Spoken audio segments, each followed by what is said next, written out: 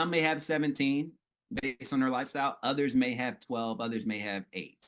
But the point is, you still have some. Yep. So with that sum, how can you maximize it? Right? Whatever you're trying to whatever area you're trying to improve yourself in, let's leverage those hours. And at that point, you've already prioritized everything else. So even if you come down to 7 hours, Dan, that's an hour a day. That's left. Let's figure out how to use it. Use it intentionally, right? If you don't, somebody else will. Somebody else Love it. will. Somebody else. Cody, how do people get in touch with you?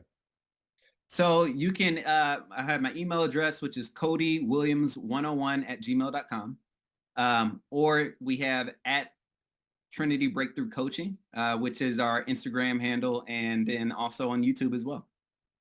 Awesome. Cody, very much enjoyed the conversation. This was fantastic. Definitely looking forward to have you back on.